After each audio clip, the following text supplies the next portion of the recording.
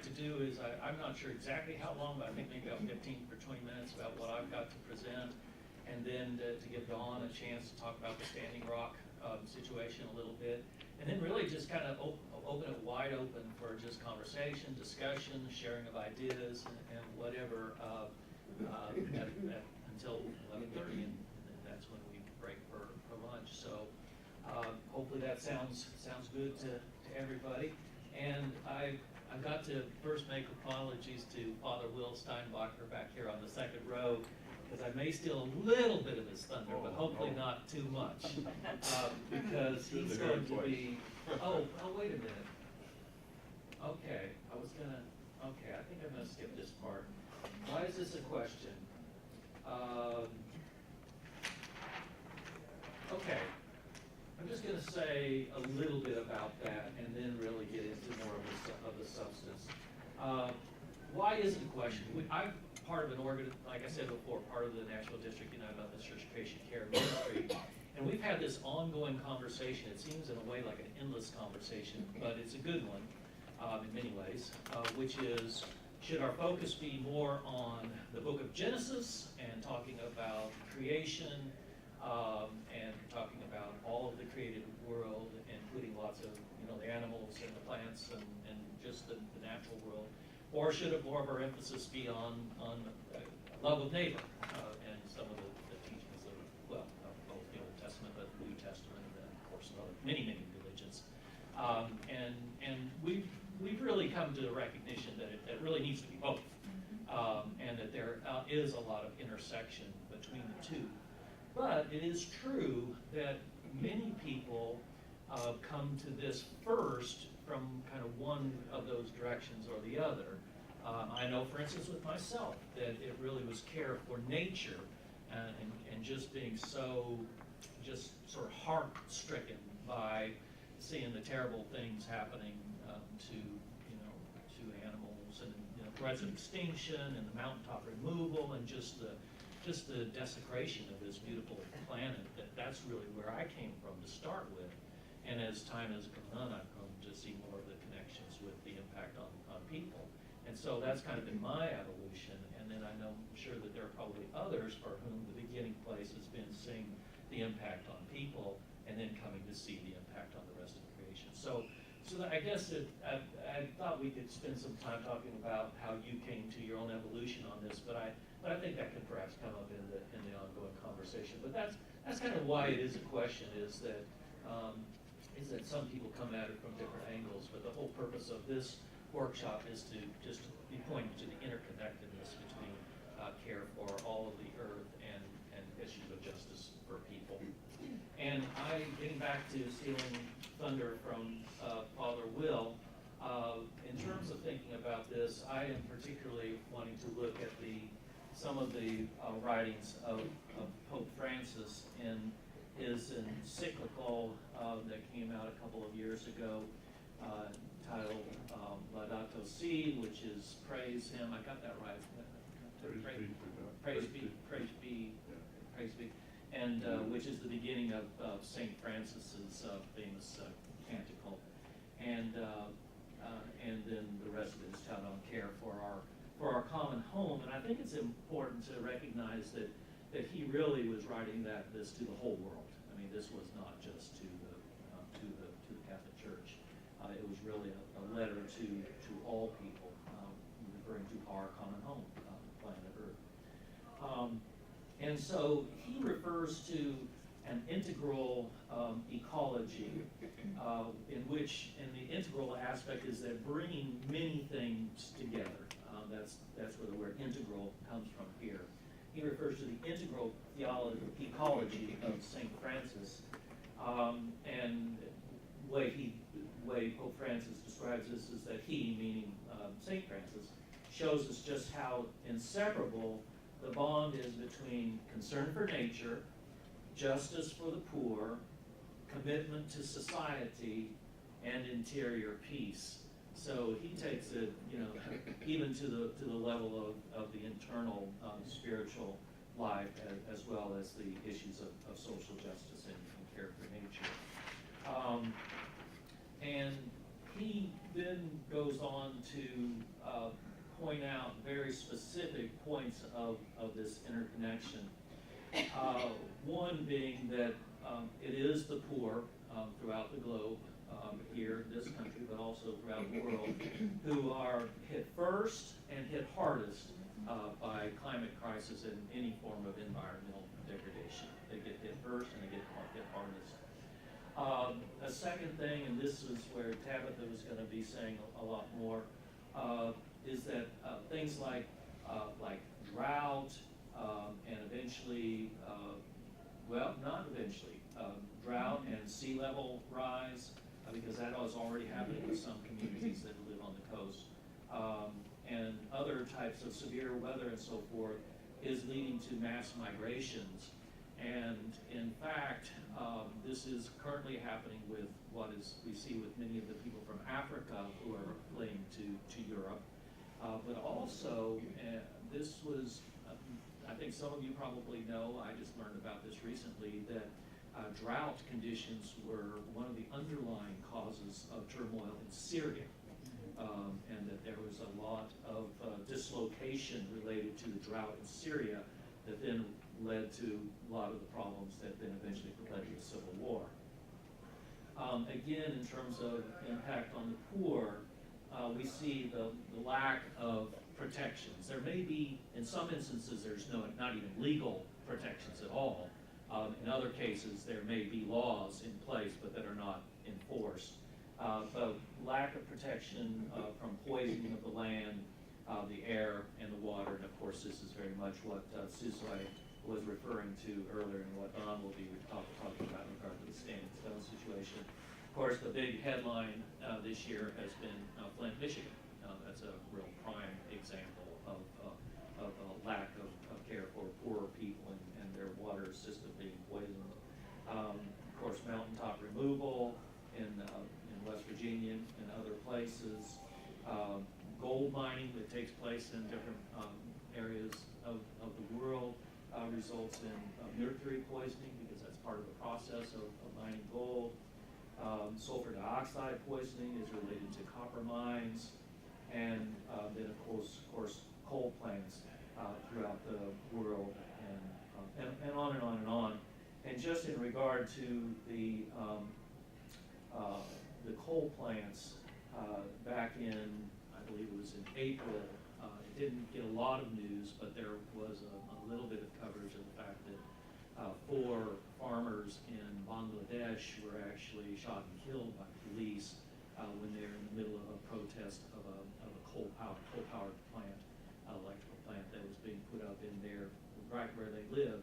And it was going, and they are just subsistence farmers there, and it was going to result in pretty severe pollution of the water and the land that they just depend on totally for their livelihood, and have for, who knows, in that particular case, for millennia probably, but that they were strongly in opposition to that, and though they did not have weapons at all, but 4 of them were shot and killed in their resistance. So throughout the world, there is resistance going on from poorer people when they see that their very livelihood is under attack because of pollution and climate change and other forms of harm to the environment that directly impacts their ability to live. And again, more on that later. So that's part of it. Then another kind of key point that Pope Francis makes, and that many others have as well, is that those who are least responsible for climate change and pollution are the ones who are most affected. And so certainly this is the case on a, just a national level within our own country, but it's even more so in a global sense, because it has been the developed nations, mainly in the Northern Hemisphere, who, and the United States for a long time was a leading producer of greenhouse gases, that have resulted in so much of the climate change that is taking place, and yet it is the poorer countries in the Southern Hemisphere who will be hit the hardest and hit first and hit the hardest. Again, the geographical, this is due to geographical locations, island nations, poor people who live in coastal areas, and those who live in arid or semi-arid areas, and those who live up in the Arctic are already experiencing huge changes up there. The first peoples who live up there in the Arctic Circle, and secondly, they don't have the economic resources to either mitigate what is happening or to adapt to what is happening. And Pope Francis writes that a true ecological debt exists, particularly between the global north and south. And as part of the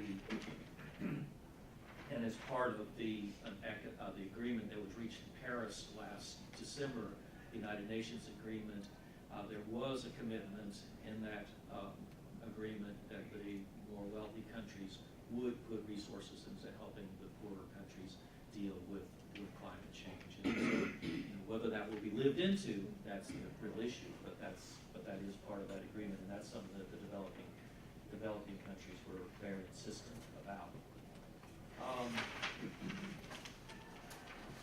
And then just a couple final pages here.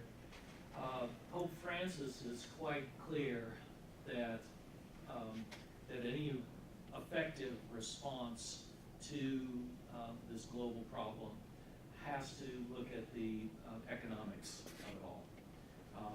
That the current economic order and the current values that underlie that order are a big part of the problem. And he writes this, he says, whether believers or not, we are agreed today that the earth is essentially a shared inheritance whose fruits are meant to benefit everyone. And then the right of everyone to their use is a golden rule of social conduct.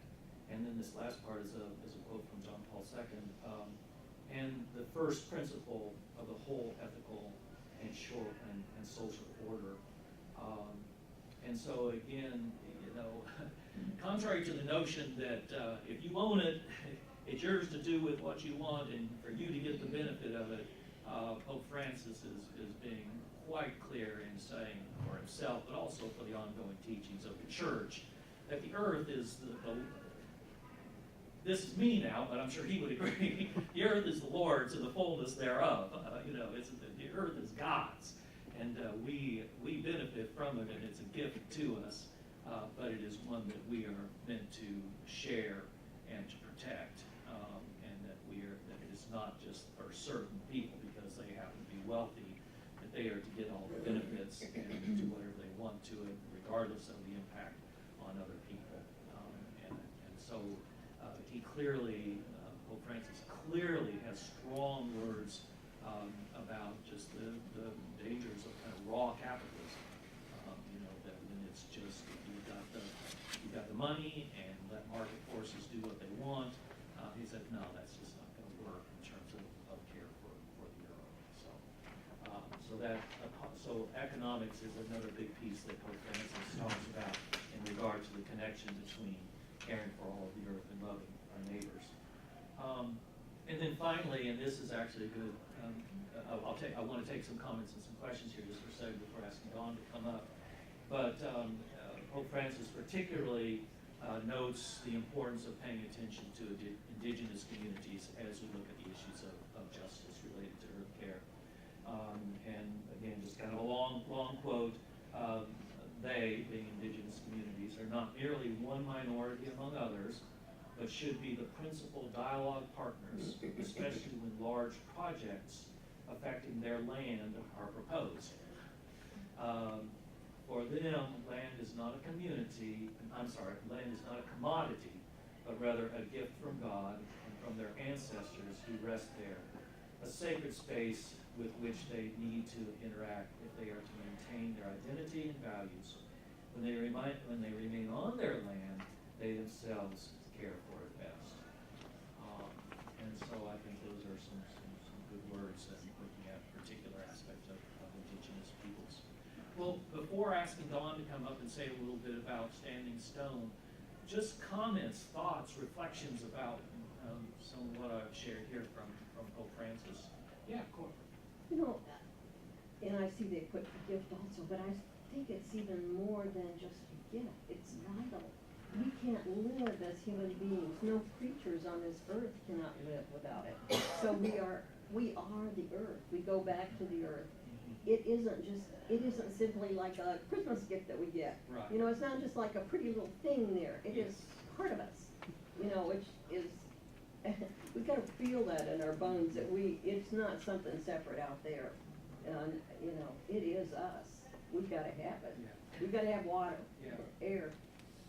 Thank you, Corey. That's a good. I struggle with the language of gift myself. I think that the value of the language of gift is that a gift should be something that you take care of, and particularly if it's one that you share with others, and then you pass it on to the. So that's the value of the language of gift. But I do agree that there are limitations to that language as well, and emphasizing the fact that, you know, it's not a gift separate from us is, I think, very important. We are just so absolutely interconnected and interwoven. And I think the indigenous people feel that more than most of us do. I mean, so many of us just live in concrete areas and, you know, we just don't get it. The further you remove yourself from the land, the less you feel that on a regular basis. I want to issue a challenge because I hear it here, and I've learned how to do this. We need to eradicate a very small word from our vocabulary, the word "the." The word what? The, T-H-E. If I say the podium, the chair, I'm talking about an object that means nothing, that I can use as I want, throw away when I'm done. I don't say "the" when I talk to someone I relate to. The Renee, Carmen. Why do we say the Earth? We don't even say the moon, the Pluto, the Jupiter. But the Earth is an object that we can use. The Earth is something that we can do what we want with. But if I begin to say Earth, suddenly I am Earth. And I am in relationship with Earth. And it changes your attitude, and it changes your relational feeling. So I do challenge you to be really aware of what you say and how you say it, and it will change the way you think in regard to that whole relationship thing. And Earth becomes a vital part of that, and you become a vital part of her. So, just a challenge. Yeah, let's try that. We'll try that. And I'm sure I will mess it up 3 times in the next half hour, but I'll try not to. Yes, Carmen, and then we'll work. Well, I can see why Pope Francis, as an Argentinian, can mention the dimension of economic part of the whole problem. Migration, and this is a topic of conversation in politics in the United States, has a lot to do with the exploitation of the land. In many countries in Latin America, people feel the pressure from their own governments who have agreed with the multinational companies to exploit the land for the benefit of us, for our own benefit, so that we can have nice clothes and we can have food and we can have access to a lot of other things. And what happens is that it's an agreement. It's a partnership between this multinational company and the government of a particular country. And what they agree on is that the people who are working will have conditions that will exploit them and will destroy the land many times and will use whatever gifts they have. They do not benefit from them. Many times those products will not stay in this country. And we have seen recently some people who have worked against their own government trying to raise the issue dying, not Yeah. just Killed. being imprisoned, but Right, dying murdered, tortured. because, being murdered because of their position. A And woman in so- Honduras this last Yes. year was one. And the Amazons Guatemala. have seen that very many times. And so, and Pope Francis have been exposed to that reality. So I can see that connection. And Carmen's from Puerto Rico, and I'm I'm sure from Puerto Rico. there's some things there. Yeah. Yes. And I have traveled all over Latin America. Todo el mundo. Nita, maybe you have. Yeah, so, hi, I'm Renita, I'm a student at Vanderbilt Divinity School.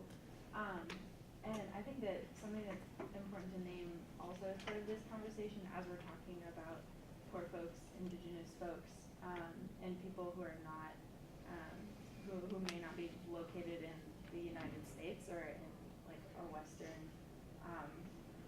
in the Western Hemisphere, is race and racial dynamics, and that they are layered with class dynamics, just like Carmen and Sizwe, like all of these things are connected. And so if we're going to learn about undoing these systems that exploit people, that exploit the earth at the same time, we need to also keep in mind that that they're racialized and that there are systems of white supremacy in action along with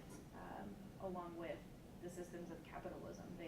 They're right next to each other, and so that's just something that I think we just need to keep in mind and keep educating ourselves about. Thanks, Nita. Kay, were you going to say something? Well,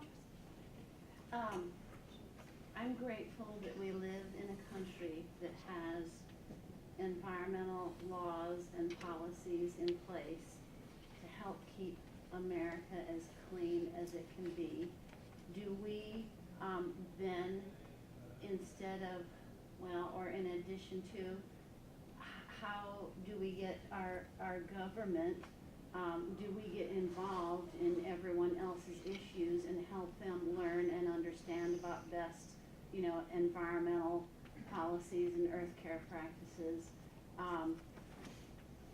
I don't know that that is the answer, but thank God for all of these nonprofit organizations that have special interests throughout the world. And so, it, like Matthew said, it starts as a grassroots thing, and us, making our voices heard and taking up our cause and supporting, what we feel is justice for people and the land. I'm not sure what I'm trying to get at. I'm just thinking, how big do we as a country get involved? That's just something. Well, anybody have a response that they say?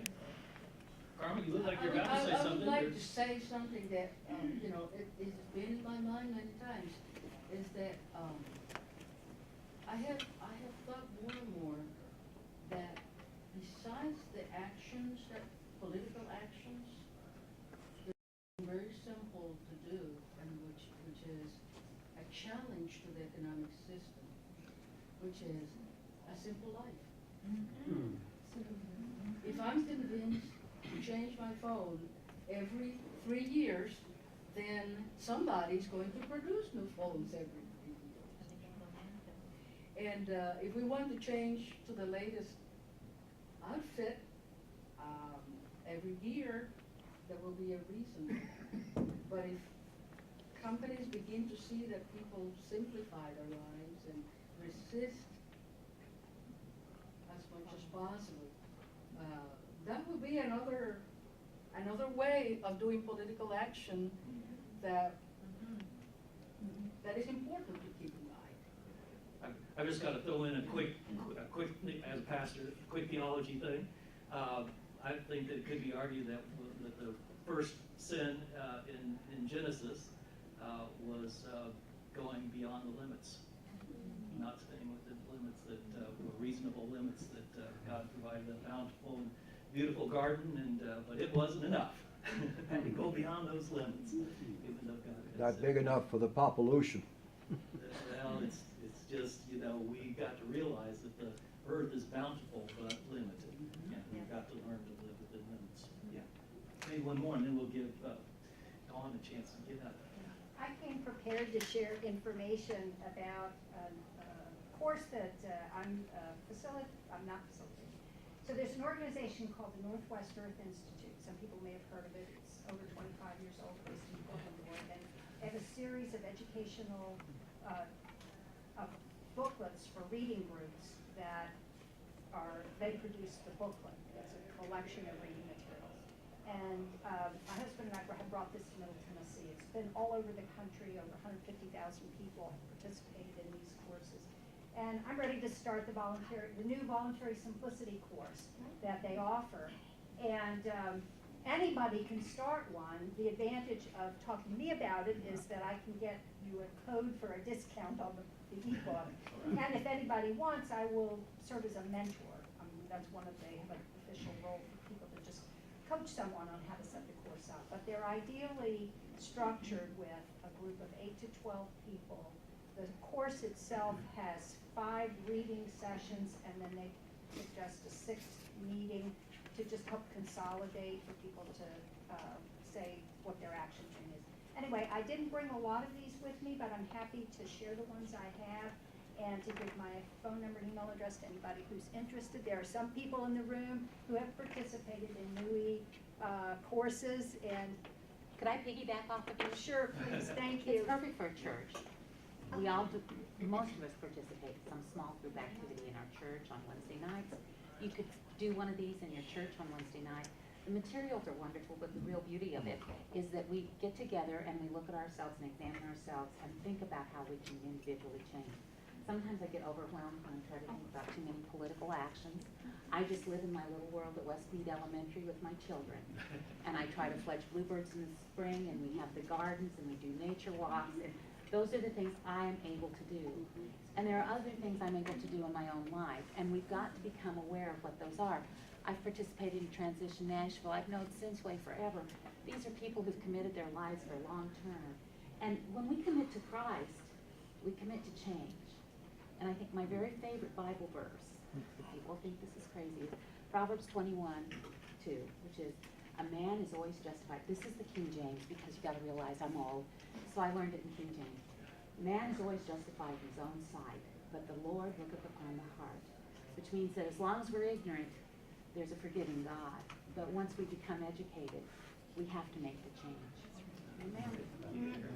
So that's Karen and Sela. Rebecca Sela. So Northwest what? Earth Institute. Northwest Institute. And it practically runs itself, so you don't have to be an expert. Just one more Sizway, and then let's give Dawn a chance to get up and talk about standing. I just wanted to mention on the Flint, Michigan issue, I lived in Flint, went to college there, and my brother and his family live there now. And it is, it's still a major mess. And so let's not forget about Flint, Michigan. Amen. Because we have such short memories as Americans, you know, we're stuck on stupid a lot, you know, big time. So there's still major needs up there. If anybody wants to talk to me about what your church can do to continue to help, I'd appreciate it. The blessing was, and I'll share this because it was great, back about 4 years ago, my brother and his family had a horrible fire. It was on New Year's, it was on Christmas Eve. House burnt down, flames, front page of the newspaper. It was just a really bad thing. But they were able to rebuild. And in the rebuilding, they put in this brand new water system that purified all the water coming to their house. So my nephews and my brother and his wife have not had the impact of having to be exposed to that water, even through showers and, you know, even washing dishes and stuff, you just getting it on you. But I just want to appeal, you know, through either Earth Matters, from our organization. I go up there 3 times a year, and I will be able to take cash, I'll be able to take water, whatever you want to contribute. So let's not forget about Flint. Okay, thanks. Well, Dawn, if you could maybe take 10 minutes to share. I have much to say, but, so my name is Dawn Harris, and just a little bit about me first. I'm a dual dual degree student at Vanderbilt, pursuing a Master of Education from Peabody in the Community Development and Action Program, and also a Master of Divinity at the Divinity School. And what actually prompted me to apply to the Divinity School was Pope Francis's call for us to take care of the planet, take better care of our home. So that's what moved me to pursue that more. So who knows about Standing Rock? Quite a few of you are involved in. Did you learn about it from social media, from mainstream news? Social media and GR, love it. Well, there's a lot of conflicting coverage of the movement. But basically, it started out as four Native women out on their sacred land, and they saw a bulldozer. So they actually put themselves in the front line, and they stopped construction for a day. From there, it's grown into a movement. It's grown into an international movement. It's being called an International Indigenous Summit now. There's over 6,000 people on the plains of North Dakota, and there's 280 tribes. It's the largest gathering of tribes since Little Bigfoot. And it's pretty powerful. It's powerful in a number of ways. One is powerful because it's showing the solidarity of these people that have been pushed aside. It's also powerful because it's using social media, and it's showing that the power of the allies are also there. All of these people all across the planet are standing up and saying, water is important. We have a voice. And so a lot of things that you talked about is really, it feeds into this. There's an intersectionality that's going on. We need to care for the planet, obviously, but we need to also care for the people. I mean, they cross. And like you, that's what brought me into all of this, is because ever since I was little, I've had a connection with the natural world. It's where I got my comfort. It's just, I've aligned with it. And from that, I've learned about the sacrifice of people. And that's really what it is. It's a sacrifice of these people that are considered throwaway. So back to the movement. Another word that Pope Francis uses quite a bit as well is throwaway people. It's been happening, and it's just getting, in my opinion, I don't know if it's actually worse, it's different, but it's really bad in how things are being played out. You know, it's becoming this game of monopoly with our water, people bottling it for profit. You know, it's not something that everybody can share anymore. It's becoming a profit margin. That's one thing about the Native communities, is they don't look at the earth, they don't look at earth as a resource. It's a relative. It's part of them, and they respect it. And it gets me emotional talking about that, because I think that at the core of who we are, we know that, and we forget it. So this movement that's out on the plains of North Dakota is standing up, and they consider themselves protectors. They don't look at themselves as protesters. They look at that as a colonial term, a colonizer term. They're truly protectors of the water, of their sacred land, and of themselves having a voice in their own lives. And so what's happening is, there's three things. The pipeline, the Army Corps of Engineers did not consult with the tribe. So this pipeline is coming through, and it's 1,172 miles of pipeline. It's taking oil from North Dakota, through South Dakota, through Iowa, I think I have that correct, and connecting with an existing pipeline in Illinois. And so they were not consulted, and that's a huge thing. You know, again, they're being pushed aside. Those with money are just saying, we want to do what we want to do, and it's for the good of the people. But is it? So that's one issue. And number two is it's going to go into the Missouri River. So that's going to potentially impact the life of millions of people. And as we know, pipelines leak regularly. So that's issue number two. And then it's also crossing their sacred land. And, you know, burial sites, just sacred area that, again, they weren't consulted. So they've stood up as a movement, and they're saying, keep it in the ground. And that's now become kind of a tagline, and there's a lot of people that are joining together. Greenpeace, various large corporations that are banding together with that slogan of keep it in the ground, and it actually makes a lot of sense. Because even if we transition, I'm getting a little off topic, but even if we coal right into natural gas, which is what's happening, we can only sustain that for a period of time. We need to go further. So that's really, that's another piece of all of this. So the intersectionality between caring for the planet and caring for people, there's really no separation. Great, well, that's, do you have some questions? Yeah, I just wanna say- fracking is behind it, right? Yeah, and actually, I was gonna mention that in the beginning. That's actually my background. I was very involved in raising awareness about fracking in Nevada. Started frack through Nevada, and then it grew into a coalition. I want to say one more thing before we start talking. On October 8th, next Saturday, a group of students and community members have gotten together and we're doing a fundraiser for Standing Rock. It's a Standing Rock / Sacred Stone Camp. So we're going to be getting together at the Center for Spiritual Living on Charlotte Pike. We're going to have some music, some food, some speakers, and the money is going to go to them because North Dakota winters are very harsh and they're camping. So they need some supplies. So we're going to channel all that money to them to support what they're doing. And they're doing it not just for themselves, for the tribes right there, but for everybody. This is a larger issue. Yes, so what, I'm seeing Standing Stone up there, and then you said Standing Rock. It is, it's Standing Rock. Standing Rock, okay. Yeah, the Standing Rock Sioux tribe is where this is all happening. And so that's where it kind of started. But it's a worldwide effort now. There's tribes, 280 tribes from all of the United States, Canada, Hawaii, South America. And the other question, and I feel bad that I have not followed this story partly because of my skepticism of the media, and who's telling the truth and who isn't. So you get nervous what stories to believe. But where is the current administration on this issue?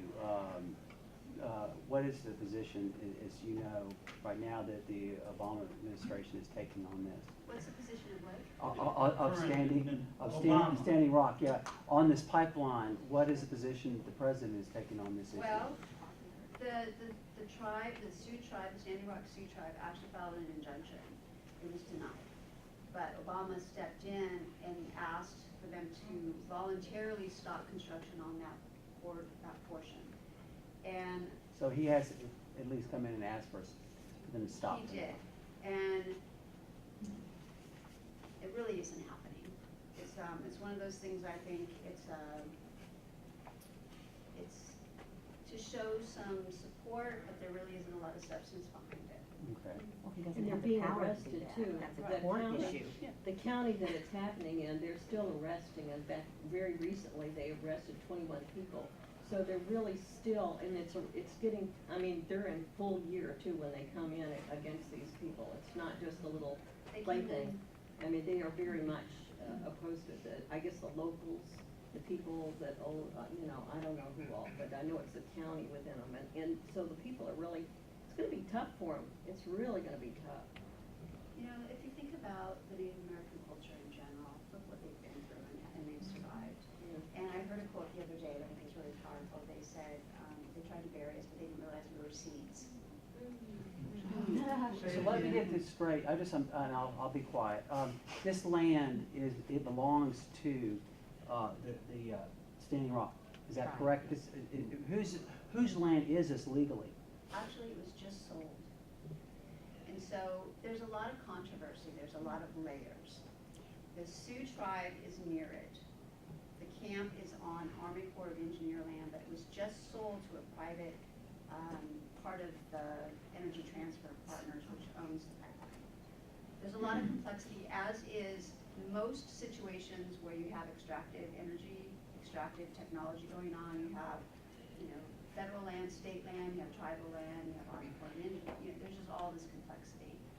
There's a lot of legalities involved. I can't really speak to that too much. But if you watch the footage from the tribe, from the camp, I should say, you can see that they're interrupting ceremonies, they're arresting people in the middle of ceremonies. It's a peaceful movement. They come out with their peace pipes, they come out with their drums. I've been told, I wasn't at the camp, but I've been told that at the morning and in the evening, they go through the camp, they start with prayer, they end in ceremony. And it's just one of those things that no alcohol, no drugs, no firearms are allowed. It's a peaceful movement. They're standing up to give themselves a voice in their own lives and to protect water. They're protectors, they're not protesters. Just real quickly, a really great book, very readable. Naomi Klein, titled "This Changes Everything." This Changes Everything. Talks about the fact that the indigenous communities throughout the world, and particularly referencing North America, because of treaties that so have often been ignored, but they actually have a lot of legal standing around many of these issues. And so some real legal footing for being part of this whole keep it in the ground movement. That's a great point. That's something that I didn't really speak to, is that because they were not consulted, they do have some legal standing for sure. And then also, you know, they actually own this land. They want to say ownership. You know, nothing was really followed the way it was supposed to be. You know, think about Trail of Tears, and you know, that actually came right through Nashville. And Save the Little T, which is a sacred Indian site in East Tennessee, that they flooded, and there was a lot of protests a while ago about that, and they just take over an area. They wanted to take it over, and I might say also that there's a movement to try to privatize public lands and all the public parks in the whole nation. So it's a really big issue, a difference of opinion and philosophy. One thing, just on the success side, and I don't know exactly where it stands right now, but I know that back in the early summer or late spring, that some federal judge, I'm pretty sure it was at the federal level, ruled against a very large company in, it was somewhere either on the Washington coast or on the Oregon coast, I can't remember which, and halted the development of a big port there that was going to be used as a place where oil would be transported to and then shipped overseas. And the federal court blocked that because the Native American tribe had fishing rights to that area, and they successfully challenged it on those treaty grounds. And so that was a really a great example of where an indigenous community really took the lead. I'd like to Mr. say, Conservation, we Frack gotta Freeze, have a Tennessee. word. Frack Freeze, Tennessee, go to Frack Freeze, Tennessee on Facebook, and we put up regularly information about the pipeline and about everything to do with fracking. This is a man who's been doing this longer than any of us, Mr. Mac Pritchard. Let's give him a hand for all his work over the years. My secret was I worked through the people in the grassroots. She mentioned the Little Tennessee. In the early 70s, the TVA decided to flood one dam too many. And we were able to get the eastern band of the Cherokee to come out in opposition and came over and had a tour. There were a dozen Cherokee towns to be inundated, and we sued successfully through the courts, almost to the last, except the western band was convinced by TVA to go for the dam. And we had indigenous support across the country. During that time, Russell Means and the Wounded Knee incident happened. A travel trailer, a travel vehicle loaded with Indians fled from that scene. They stayed at my place that evening, hiding from the FBI, or they would have been with Russell Means. And that was a terrible thing to realize, that our government, the TVA, turned me into the FBI for surveillance and to the Internal Revenue Service. Today's things are different. We have a president who stood up for these indigenous rights, and the lesson of all is to hang together, as Ben Franklin advised, or they'll hang us separately. And when the governmental agencies come down on you, this is the third world process which sells us out. But telling the truth on them doesn't hurt unless it ought to, said B.C. Forbes. Thank you. All right. Well, we've just got a couple minutes. Did you have anything else to say, Dawn, or? I have one other thing to say. I love this saying, and so I'm gonna close with this. It's actually gonna be on a shirt that we're gonna produce to support the tribe, the movement. It says, when the last tree has died, and the last river has been polluted, the last fish caught, then we'll realize we cannot eat money. Sure that says that. Just a couple more things, and just 1, 2, 3, and then 4, and then maybe we're out of time, but quickly. Arlene? Yeah, yeah, go ahead, yeah.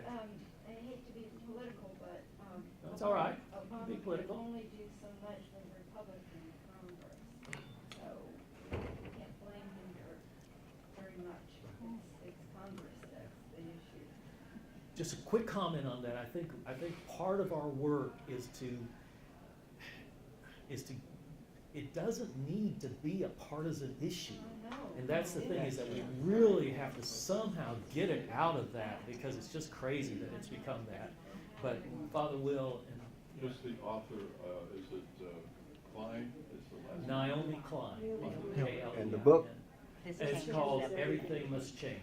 No, this No, changes. there's This another changes- book called that. This There's another book by that name. everything. This Yeah. changes everything. Yeah. This changes Yeah, everything. capitalism versus the Capitalism. climate is Yeah. the subtitle. Yeah. Could I share one thing that was on PBS this week? It's a documentary on projects in India, and it lasts about an hour, and India is in the title. It's, I think, several different ecological projects. You know, we think we're so superior, but these folks in these different communities, one small town feeds the cranes every day. I mean, Oh, it was yeah, just I a saw that one, fascinating yeah. program. Wild India. Yeah, It's Wild really India, yeah. positive. Wild India. Wild India. Karen and then This is Susan really and then quick, we'll- because yeah. it addresses what she said. Yeah. We're in silos of information now, thanks to the internet, and we cannot do that. We have to talk to the people who don't believe as we do. And Citizens Climate Change Lobby, which is a group I belong to, that's their whole focus.